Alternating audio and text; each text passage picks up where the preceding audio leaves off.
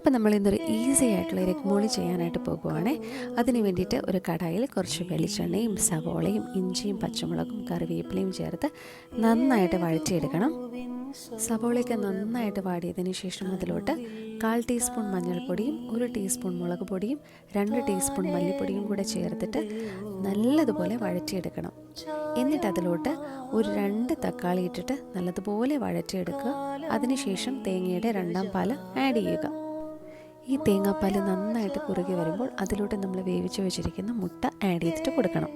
അവസാനം ഗ്രേവി നന്നായിട്ട് തിക്കായിട്ട് വരുമ്പോൾ തേങ്ങയുടെ 1ാം പാലും കൂടെ ആഡ് ചെയ്തിട്ട് നമുക്ക് ഇത് ഓഫ് ചെയ്യാവുന്നതാണ്.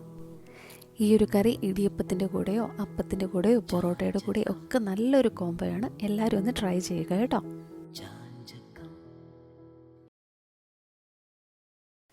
അപ്പോൾ നമ്മൾ ഇന്നൊരു ഈസി ആയിട്ടുള്ള രക്മോളി ചെയ്യാനായിട്ട് പോകുവാണേ.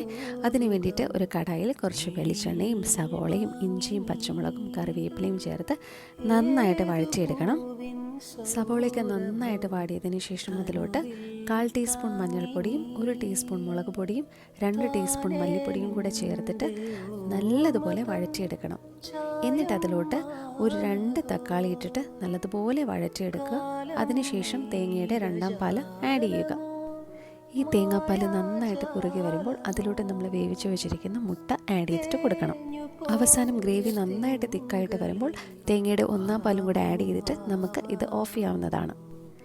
ഈ ഒരു കറി ഇടിയപ്പത്തിൻ്റെ കൂടെയോ അപ്പത്തിൻ്റെ കൂടെയോ പൊറോട്ടയുടെ കൂടെയോ ഒക്കെ നല്ലൊരു കോംബോയാണ്. എല്ലാവരും ഒന്ന് ട്രൈ ചെയ്യുക കേട്ടോ.